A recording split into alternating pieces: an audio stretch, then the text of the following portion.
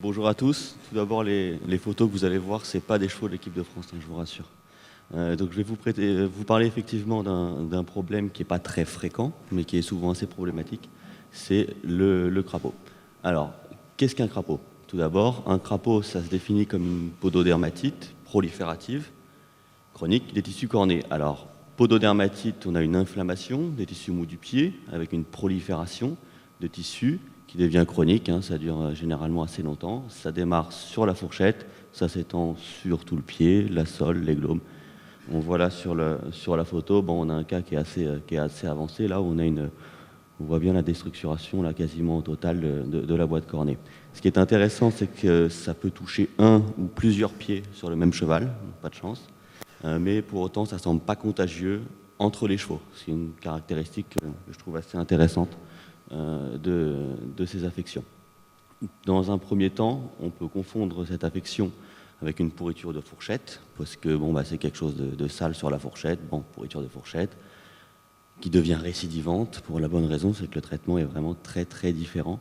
Donc on essaye de mettre tout ce qu'on a qui brûle, qui est caustique, sur cette supposée pourriture de fourchette, et ça évolue mal.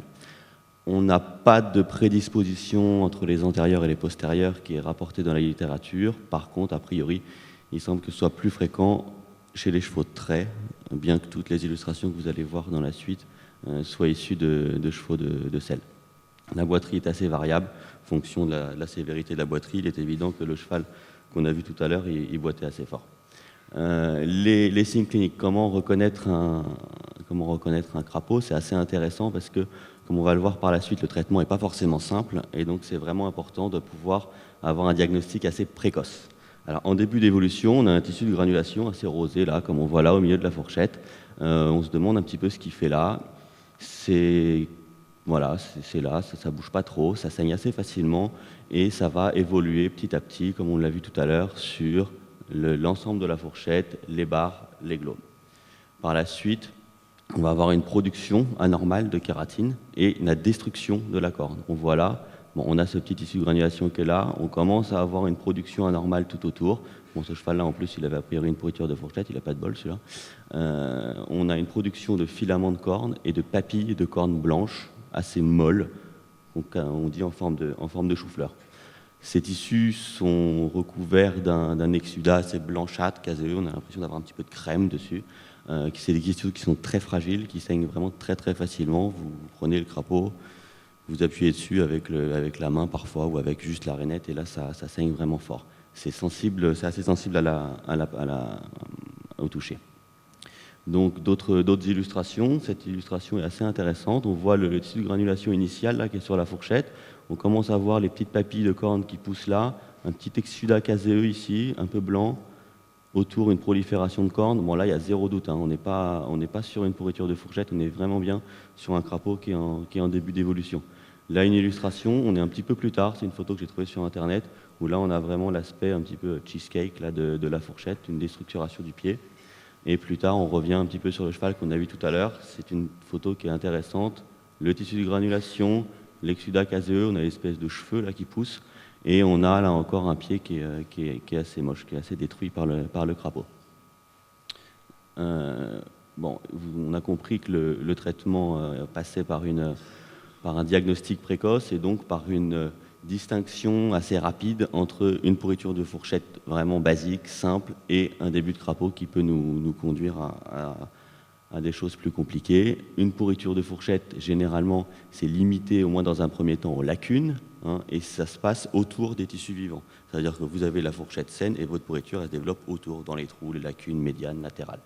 Ça conduit à une perte de matière, c'est-à-dire que la fourchette va s'atrophier, se diminuer, et à la fin, on a presque plus de fourchette. On a une odeur qui est une odeur de fermentation, mais ce n'est pas une odeur nauséabonde, et sauf si on tape vraiment fort dedans, a priori, ce n'est pas quelque chose qui doit saigner assez facilement. Le tissu de granulation, généralement, c'est noir, vous avez une production d'une substance noire. A contrario, quand vous avez un crapaud, ça touche non pas les tissus périphériques de la fourchette, mais la fourchette lui-même, puis le pied lui-même. Là, on voit là que c'est quelque chose qui pousse, ça conduit à une prolifération de tissus et pas une destruction de tissus. On a une odeur de nécrose qui est assez caractéristique. Ceux qui ont déjà vu des crapauds, senti des crapauds de près, généralement on s'en souvient. Ça n'a rien à voir avec un pied qui sent mauvais. ça saigne facilement et on a cette substance blanchâtre et pas noire comme sur une pourriture de fourchette. Le diagnostic qui s'effectue donc essentiellement par rapport aux signes cliniques dont on vient de parler assez abondamment.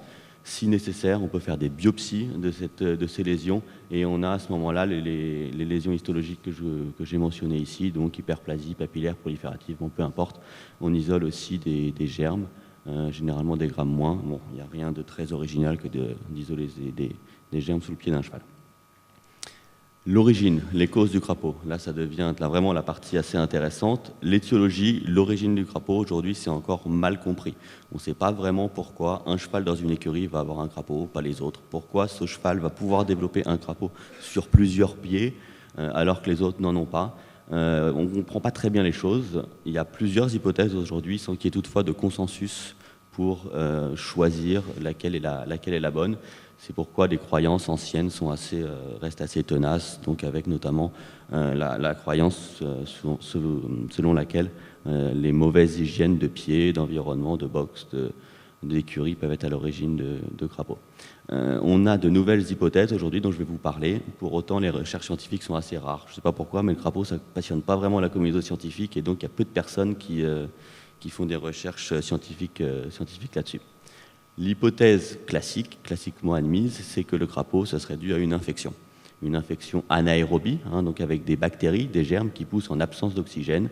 Cette infection toucherait d'abord la fourchette, la progression, la croissance de la bactérie, entraînant une destruction des tissus cornés et le pied, l'organisme réagissant en produisant en excès donc de la corne et dans une forme qui est anormale. On aurait donc un crapaud qui se développerait au fur et à mesure du développement d'une infection. Alors ça, c'est l'hypothèse vraiment classique, c'est celle que tout le monde connaît à peu près. Cependant, elle a ses limites, c'est-à-dire qu'elle explique mal certaines caractéristiques essentielles du crapaud, c'est-à-dire pourquoi est-ce que ça ne touche pas les chevaux qui sont hébergés dans des conditions d'hygiène mauvaises. A priori, on devrait se dire, on est avec une écurie, les pieds sont pourris, on doit avoir un crapaud, ce n'est pas forcément le cas.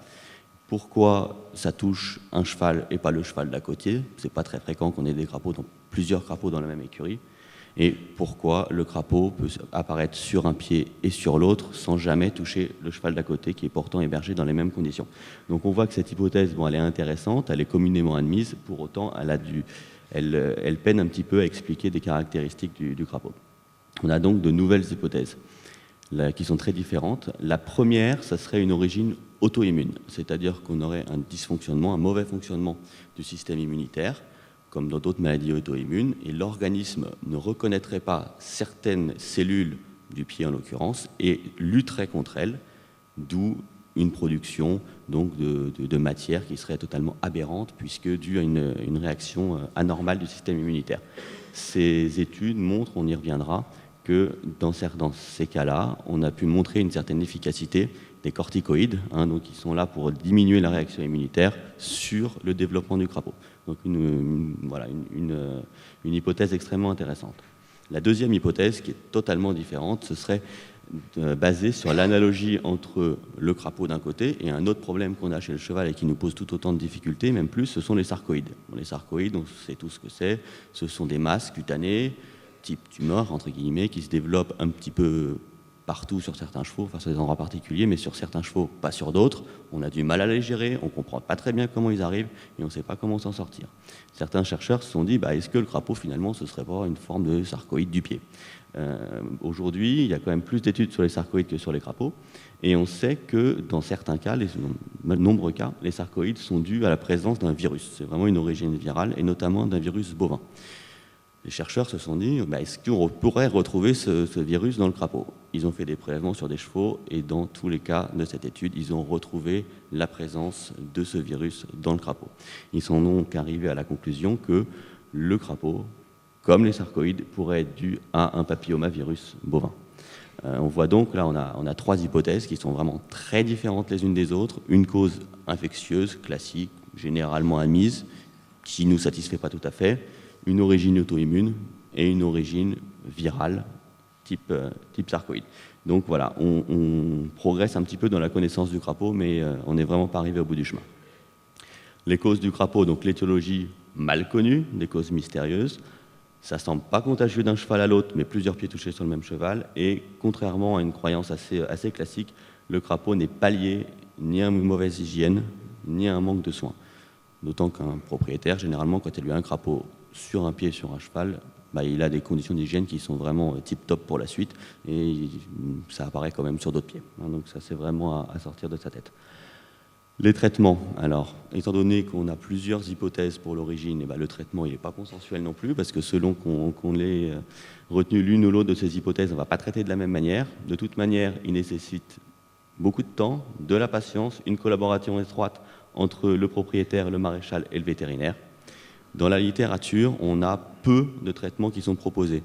Si vous recherchez, faites des petites recherches un peu partout, vous allez avoir souvent l'avis de l'un ou de l'autre ou son expérience personnelle, c'est très intéressant. On a peu d'études validées sur les traitements à faire. Donc on a quand même quelque chose qui reste assez empirique.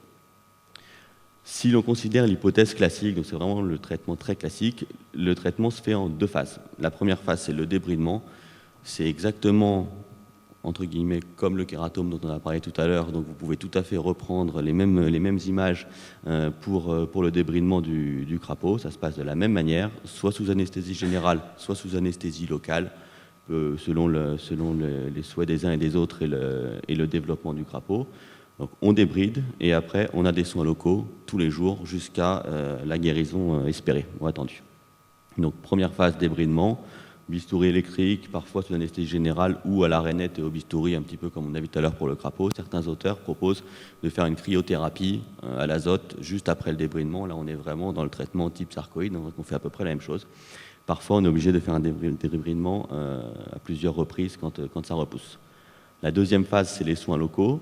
Alors là encore, la littérature propose quantité de traitements possibles. Celui qu'on rencontre le plus fréquemment, c'est donc la solution de peroxyde d'acétone plus du métronidazole qu'on applique localement après le débridement. On fait tenir ça par des compresses. Généralement, on est obligé d'utiliser des fers avec des plaques d'hôpital exactement comme ce qu'on a vu tout à l'heure pour le kératome. Ça se passe exactement de la même manière et le traitement est renouvelé chaque jour. Donc chaque jour, on remet notre peroxyde d'acétone et notre métronidazole et on attend donc que les tissus sains repoussent. Si le débridement est profond, on peut essayer de combler l'espace mort en mettant du silicone, enfin, on peut mettre aussi d'autres choses, de la mousse, ça, ce qu'on veut. Donc généralement, une plaque de soins, une plaque d'hôpital, c'est vraiment très pratique pour réaliser les soins. Si on veut s'amuser à faire des bandages tous les jours, on peut aussi, ça c'est au choix de chacun. Le traitement au peroxyde d'acétone, c'est celui qu'on rencontre le plus fréquemment dans la littérature, c'est celui qui est le plus souvent utilisé à mon avis. Par contre, il faut savoir qu'on a d'autres choses qui sont proposées, qui sont probablement tout aussi efficaces. L'association acide picrique, acide salicylique, tétracycline, sulfaméthazine, glycérine, solution Laudier. Bon, c'est pratique, comme ça, si tous, on peut s'en servir aussi. Voilà, c'est toutes sortes de soins qui sont possibles, qui sont décrits en tout cas en soins locaux. Parfois, on a besoin en plus de faire une antibiothérapie par voie générale sur les cas les plus avancés. Alors, comme on a des nouvelles hypothèses, on a des nouveaux traitements qui sont proposés. Si l'on a j'y reviendrai à ça après, si on retient l'hypothèse donc de la maladie auto-immune, après le débridement, il y a des études qui ont montré que les corticoïdes par voie générale pouvaient être efficaces pour éviter une récidive du crapaud. Donc c'est quand même quelque chose d'assez intéressant. Si l'on considère l'origine donc type sarcoïde, il y a des études qui ont montré qu'une chimiothérapie à base de cisplatine, bon là ça ne s'adresse pas forcément aux maréchaux, c'est plus les vétérinaires parce que le cisplatine ça s'utilise dans des conditions qui sont assez draconiennes. Donc le cisplatine c'est utilisé localement pour réduire la taille d'une tumeur. Donc on utilise le cisplatine et là ça semble là encore limiter le risque de récidive. Les deux études, celle avec la cortisone et celle avec la chimiothérapie avec le cisplatine, donnent des résultats qui semblent être extrêmement intéressants. Il faut rester très prudent, c'est une étude ou deux études sur chaque cas, c'est loin d'être validé aujourd'hui scientifiquement, mais disons que ce sont des perspectives très intéressantes pour l'avenir. Dans tous les cas, le débridement chirurgical est très important, il semble indispensable. D'accord ? Je vais revenir un tout petit peu en arrière. Ce qu'il ne faut pas faire, surtout, c'est d'utiliser à outrance tous les produits caustiques. Donc tous les produits qu'on utilise pour brûler les pourritures de fourchette, généralement, ça aggrave les symptômes dans un crapaud. Donc si on ne sait pas trop au départ encore avoir une pourriture de fourchette, on utilise une fois un truc qui brûle, deux fois, si ça ne marche pas, il faut vraiment se poser la question de savoir si ce n'est pas un crapaud. Les moyens de prévention, c'est difficile d'avoir des moyens de prévention tout à fait fiable, sachant qu'on ne comprend pas très bien pourquoi le crapaud se développe. Donc on va rester sur des choses qui sont d'ordre général, maintenir une bonne hygiène des pieds, avoir un bon environnement du box, de toute façon ça ne peut pas faire de mal, surtout agir très rapidement. C'est pour ça que j'ai insisté un petit peu sur la différence entre le crapaud et la pourriture de fourchette, parce que le diagnostic précoce va permettre un débridage chirurgical qui va être un petit peu moins invasif et donc un pronostic qui va être meilleur. En évolution, quelques illustrations d'un crapaud qu'on a eu avec Jean-François. Donc là, on voit, c'est les images déjà qu'on a eues tout à l'heure. Donc sur la photo de gauche, là, une déstructuration vraiment de la corde. Là, on reconnaît à peine la fourchette, on reconnaît à peine les glomes qui se chevauchent. On voit là qu'on a la paroi qui a complètement éclaté devant. Donc là, le traitement, ça va être exactement le même que celui du kératome. Hein. Et ici, pareil, là, on reconnaît vraiment plus beaucoup les structures anatomiques normales. Quelques photos, là encore, du même cheval. Là, c'est intéressant parce qu'on a le stade initial, hein, production de tissu rose, le truc en chou, les papilles en chou-fleur avec l'exudat crémeux, et derrière, on voit le pied qui est totalement détruit. D'autres photos du même cheval qu'on a déjà vues, qui sont assez intéressantes, et on voit qu'un crapaud, quand ça évolue mal, ça peut être pas terrible. Pour la petite histoire, ce cheval avait déjà fait un crapaud sur les 2 antérieurs, donc le propriétaire était vraiment assez au courant de ce qu'il fallait faire et des conditions d'hygiène. Il a fait ensuite un crapaud sur le postérieur qu'on a traité exactement de la même manière que le crapaud des antérieurs, c'est-à-dire avec des solutions assez classiques, et ça n'a pas marché, c'est-à-dire que ça s'est développé comme ça. On a ensuite utilisé donc, le peroxyde d'acétone avec le métronidazole. Donc là, voilà, on a une cerise qui s'est développée là entre les deux parties de la paroi, hein, qu'on voit ici. Donc après un bon parage et l'utilisation de métronidazole et de peroxyde d'acétone, là on est quelques mois plus tard, on voit qu'on a quand même un pied qui a un meilleur aspect. Le cheval ça c'est pendant la ferrure bien sûr, là on le voit de profil, donc ça évolue vraiment bien. Aujourd'hui ce cheval il va plutôt bien, il ne boite pas. On croise les doigts pour qu'il ne fasse pas un crapaud sur le dernier patte qui reste, c'est le postérieur gauche, mais pour l'instant ça a l'air d'aller. Ça c'est 1 an de traitement pour ce pied-là. Donc en discussion, le crapaud c'est quand même quelque chose qui est plus fréquent que ce qu'on pense généralement. Il ne faut pas forcément le prendre à la légère, surtout si on ne comprend pas très bien l'évolution d'une pourriture de fourchette. Ça se rencontre chez tous les chevaux qui est possible. La littérature vétérinaire, elle est assez pauvre. Il y a peu d'études scientifiques validées sur les origines et les traitements du crapaud. Donc on reste encore sur des expériences personnelles. On a plein de traitements qui peuvent être proposés. C'est vraiment essayer. Parfois, on essaye un traitement 1 fois, 2 fois, ça marche, et puis sur le 3e, ça ne marche pas. C'est le cas de ce cheval. Donc, en conclusion, c'est un cas qui dure très longtemps. Donc, la collaboration et la bonne entente entre le propriétaire, le maréchal et le vétérinaire, c'est très, très, très important pour gérer ces cas à long terme, parce que c'est assez frustrant quand même, un crapaud. C'est-à-dire qu'on essaye un truc, ça marche pas, et puis on réessaye, ça dure des mois. Et si tout le monde ne s'entend pas et ne marche pas dans la même direction, ça ne peut pas aller. Une petite note en aparté sur le peroxyde d'acétone. Bon, le peroxyde d'acétone, ça marche a priori bien, mais par contre, c'est un explosif, donc il faut quand même faire attention. Pour la petite info, c'est l'explosif qui a été utilisé sur les attentats du marathon de Boston, là, en début d'année. Donc bon, faites gaffe si vous l'utilisez, et je ne peux que vous déconseiller officiellement l'utilisation de ce produit pour vous et a fortiori pour vos clients. Voilà, quelques remerciements à vous tous, à Jean-François qui m'a beaucoup aidé et qui m'a fourni l'essentiel de ces illustrations, et à Laetitia pour tout ce qu'elle a fait pour ce congrès. Et voilà quelques éléments de biblio.